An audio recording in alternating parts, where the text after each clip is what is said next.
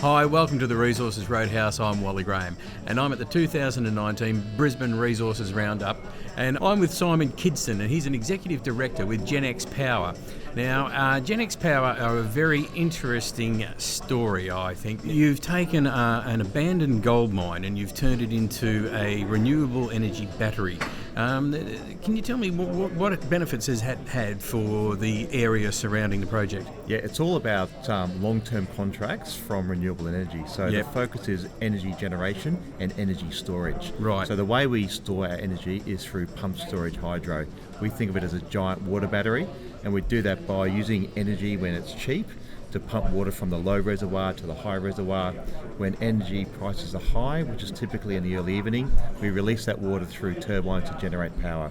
So it's a very, very profitable, very mature technology, and we're finalising our funding arrangements now and expect to commence construction before Christmas. Right, and the amount of homes that such a project can power. It's a huge project, so it's connected to the grid in Queensland, and this hub we're creating in Queensland provides sufficient power to power 240,000 households. So it's a very, very significant amount of energy. It takes, in terms of CO2 abatement, 2 million tonnes of CO2 per annum is saved by the combination of our pumped storage hydro and our solar farms. But I guess the key point from investors is that we enter into long-term financial arrangements. Everything we do is underpinned by long-term contracts. So for example, our solar farm has a 20-year contract with the Queensland Government that guarantees $13 million of revenue to the business. That's with a very high gross margin of over 90%. Right. And we expect to finalise something similar with Energy Australia for the hydro project. So very long-term, secure contracts produce dividends for our shareholders. See, I'm struck by the simplicity of the whole idea, the whole project, how it came about. There's an abandoned gold mine there. It's been sitting there for 19 years, something like that. Is that correct? Yep.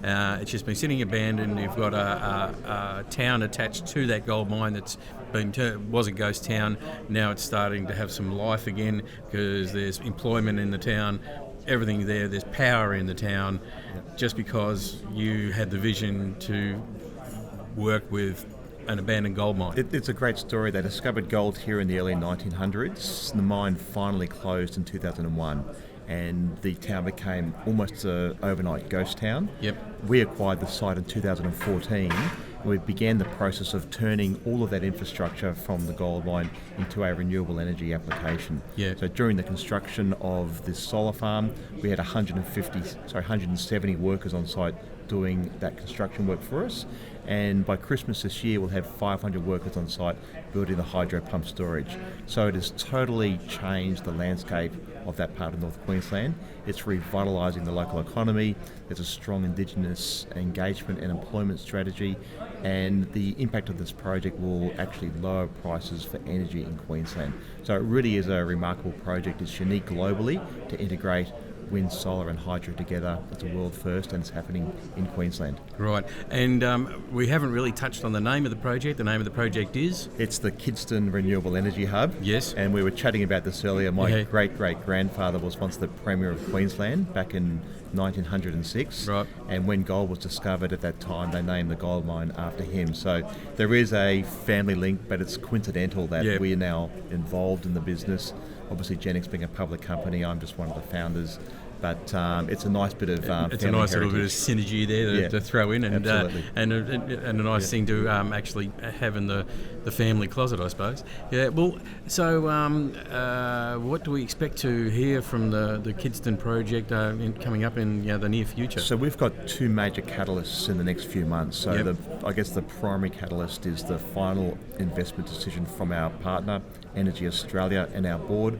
We expect that to occur by the end of November. Assuming that happens, which we expect it will do, we'll then be able to commence construction soon thereafter, so before Christmas. The other key plank to our business is the construction of a solar farm in New South Wales. That's a 50 megawatt solar farm near the town of Forbes, and we expect to commence construction there next month. So in November, we believe both of those announcements will be very positive to the way the market views our company on the stock exchange. Oh, right. I could imagine with such a project, you must get sort of people very interested in what you're doing. Some people sort of really watching and sort of taking notes and then maybe on the search for themselves. Are there any abandoned gold mines around that might be suitable for a copycat project? Yep. Do you have any sort of approaches from other people to sort of how you've gone about it, and what you did, and all that? So we've been on a 5-year apprenticeship learning about the development of pump storage, and our strategy is very much complete the financing and commence construction on our flagship project, the Kidston Renewable Energy Hub. As soon as we've done that, we can then look around for other sites or other opportunities. Yep. But we've deliberately maintained our focus. We believe the scattergun approach has risk for shareholders. Yep. So we want to be very deliberate, get a project, get it funded, get it delivered, get the re-rating in the market we believe that it deserves before we look at other projects. But the market is crying out for energy storage. We're Yep. seeing Snowy 2.0 being expanded in the south. There is a huge requirement because around the country there's a lot of wind farms and solar farms. Of course, wind farms don't always operate when the wind's not blowing, and obviously the sun isn't always shining. So Yep. the market needs clean, green energy, needs it to be reliable, and pump storage hydro enables energy to be reliable. Yeah. Oh well. I think it's a wonderful project. I think it's a wonderful idea. I really wish you luck with it in the future. I can't imagine why it hasn't been thought of before, but I think, We approached this as business people. We thought about there is a trend towards a decarbonised economy. Yep. Renewable energy is growing around the world, and Australia will be no exception. All of our projects are based on very simple economics, long-term contracts, locking in low-price project finance, so we can pay dividends to our shareholders. So it's a very simple model. Yes, there's a green angle to what we're doing, but first and foremost, it's producing returns for shareholders. Yeah, terrific. All right, Simon. Now, look, thanks for stopping by the Roadhouse. Really appreciate learning about Genex and especially the Kidston project. So, Simon Kidston, thank you very much for joining us here at the Resources Roadhouse. Great to chat, Wally. Thank you very much. Thank you. Thank you.